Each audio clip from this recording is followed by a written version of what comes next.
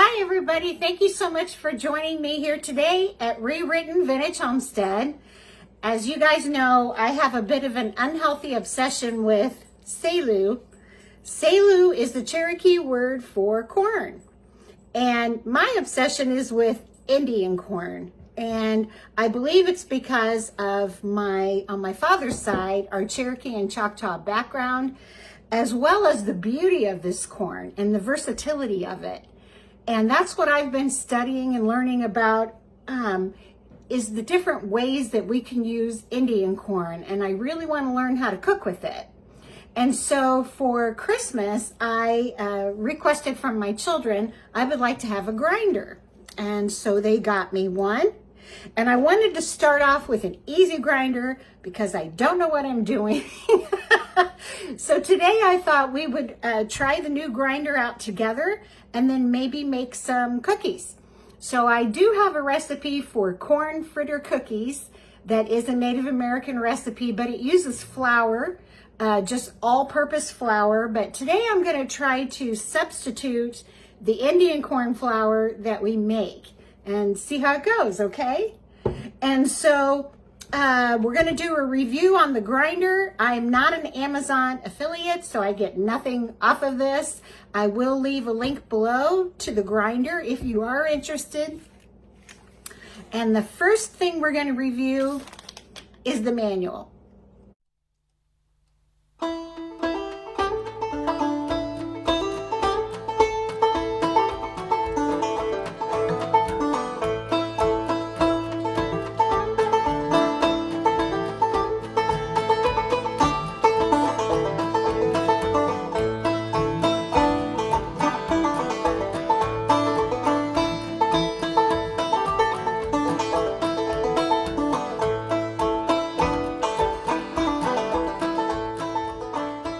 So the manual has a brief introduction that says the high-speed multifunctional grinder features are as follows. A fine structure, low noise, small size, no vibration, compact appearance, and easy operation. It can grind all kinds of corns and grains into a fine powder at 50 to 300 mesh. It is widely used in families. Isn't that odd? It's widely used in families, clinic, hospital, pharmacy, and institute laboratories. Okay, so one of the things I found hilarious about this manual is the size. Okay, it's just a small envelope size. The troubleshooting sounds like it was written by country folk like me. One of the troubles is if your motor runs slowly or it's not running at all or it vibrates, they tell you to remove the stuck stuff. I thought that was good. And then if you have a spark, let's hope that doesn't happen today. If you have a spark, remove the stuff on the surface. Just remove the stuff, you guys. If you start having problems with this grinder, get the stuck stuff off. I thought that was cute. But you really can't be over the age of 30 and read this manual.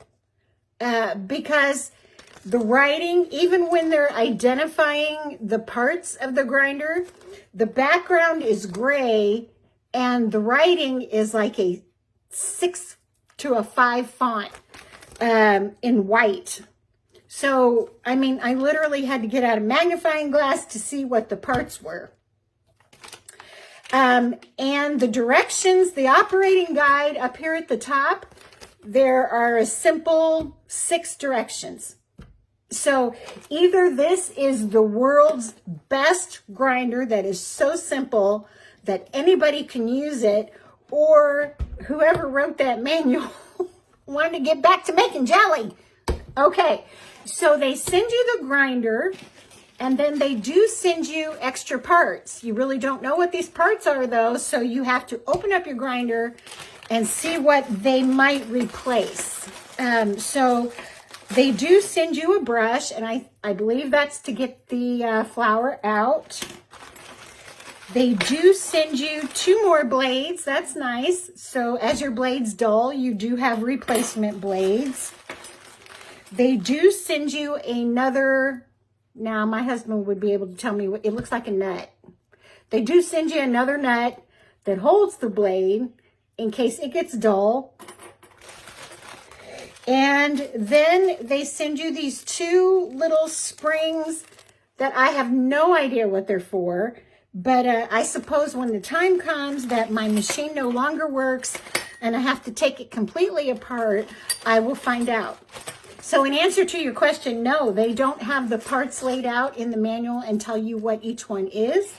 They only show you the grinder and say, this is where you put stuff. This is how you open it. Okay? And that's what we're going to do next. So they are very adamant that you don't take anything out of this contraption until it's unplugged.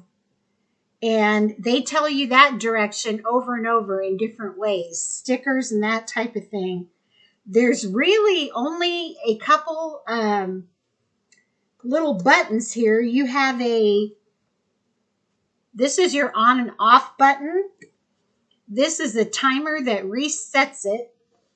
And this is a light that shows you that it's on. And that's about it. The first thing we're going to do is unlatch the top here and take off the top.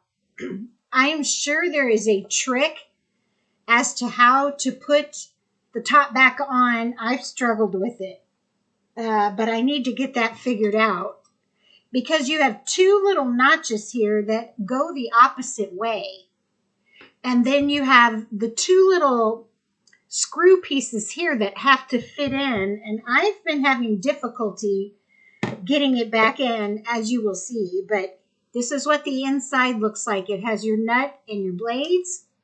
It tells you to only fill it as full as the cup. So I would recommend, let's start off just leaving like a 1/2 inch to get started. But I'm going to pour my corn in. And it also tells you that you're going to turn it on and it's going to make a rolling sound. And when it sounds like it's rolling evenly, that means it's done. So as you can see, I didn't go all the way to the top. That's as full as I'm going to fill it. Now this is where I always run into the trick, trying to get this in.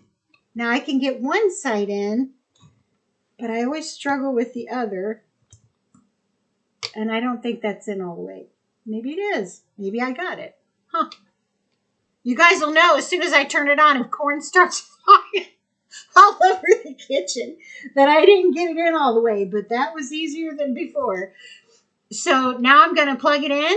Then we're going to turn on the timer. And then we're going to get it rolling, okay? Okay, so this is the light turned on. This is supposed to be the timer button. I did press it. I didn't see where anything happened. It just kind of says reset, but the light is on. So let's give it a go. I'm going to hold it down just in case it blows.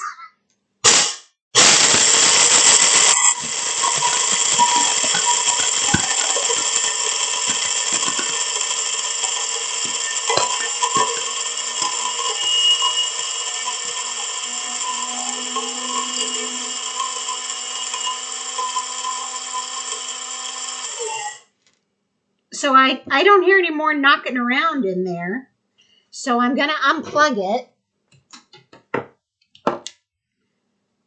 Take off my top. Look at that. I am so excited. Just a minute. Look at that. It's beautiful flour. And it's all different colors. And smells fantastic, you guys. I'm so excited. So this was really easy to use. Isn't that beautiful? So I'm going to keep grinding some flour. I need 2 cups for our recipe. And when I get that amount, we'll start making cookies. So you guys, it took me a few tries, but I learned the trick. You have to put this top on all the way, and then you just turn it. So the manual should be read, making flour for dummies. It took me a little bit of time, but I didn't have this on completely. But if you put that on all the way down and just turn, it goes right in, and then you click the top. So I ended up with 3 quarts of the most beautiful flour you've ever seen.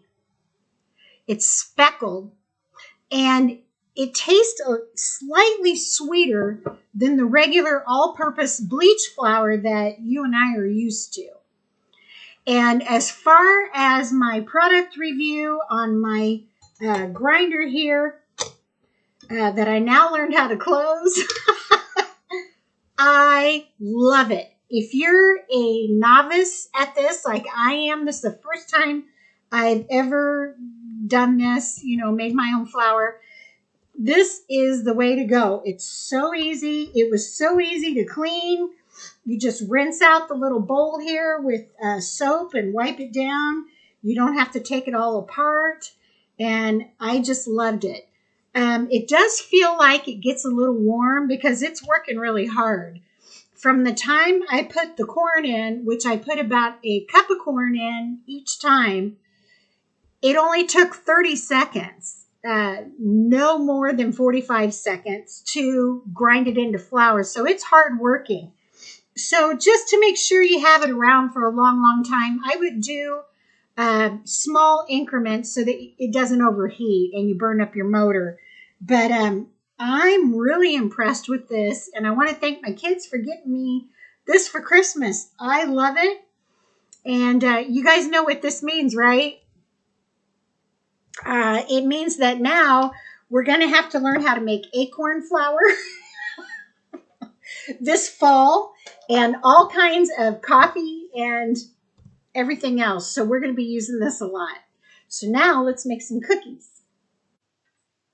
So the cookies I'm going to try to make out of my Indiancorn flour is a traditional Native American cookie recipe that uses cornmeal and all-purpose flour.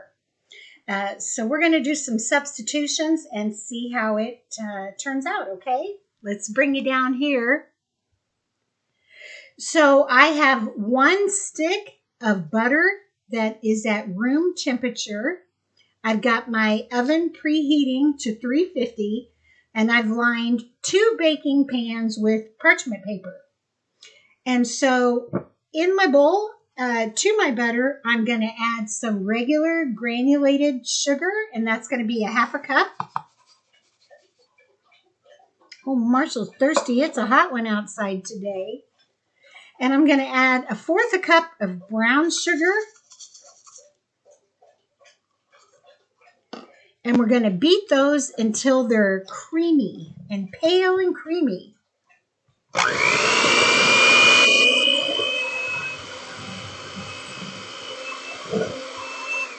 And I'm not going to make you guys suffer through the sound of this mixer. So we'll come back after I have it all mixed up. But we're going to get it until it's nice and smooth and creamy. So to the 1 stick of butter that was at room temperature, a 1/2 cup of sugar, and the 1/4 cup of brown sugar, I'm going to add 1 teaspoon of vanilla. You guys know my hands shake because of my medicine, so bear with me. There we go. And 1 egg at room temperature.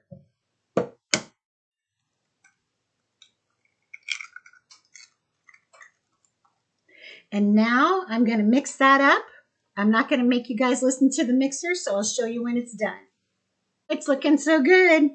Now to this, I'm going to add 2 teaspoons of honey. You know what? Even if these cookies don't turn out, I could eat the batter. It's going to be good. And you know, it won't be long. Maybe next summer I'll have my own honey. So these cookies will really be a homesteader's recipe, won't they? Mm-mm. I'm going to mix all that in.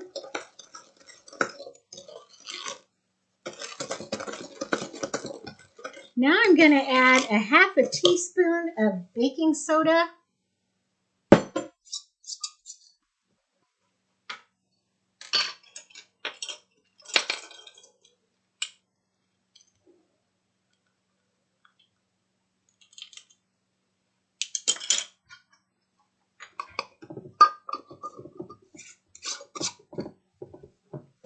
And my 2 cups of flour.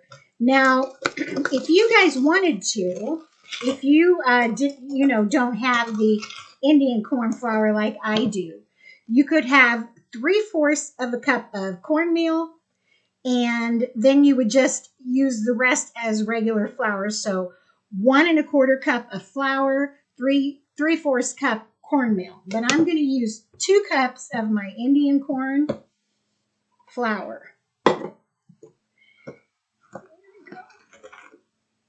And I'm going to stir this up until it's all mixed up good, and then we'll start making cookies out of it. Now, if you guys want to, you can add a half a teaspoon salt to this. I didn't think it was necessary. But I'm going to roll these into tablespoon balls.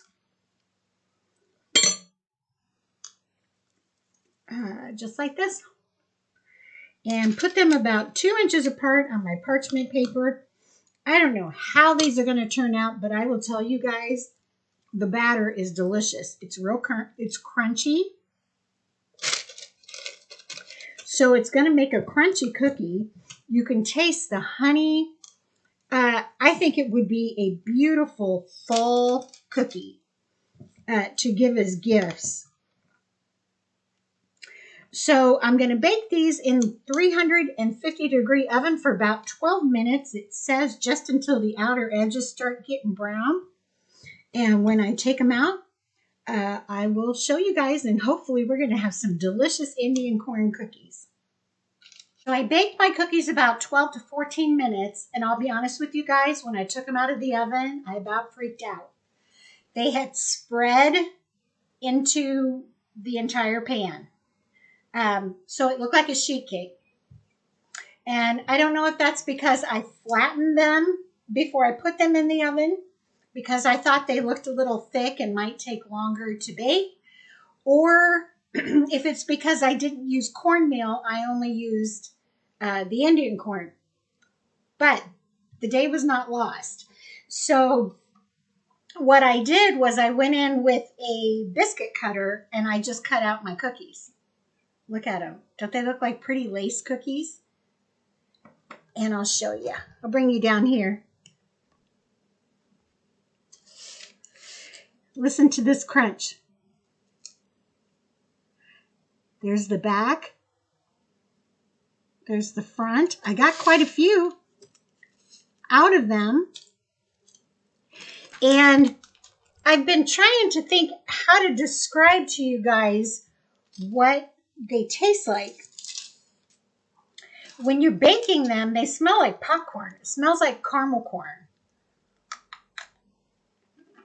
They're real crunchy, and the honey makes them really sweet.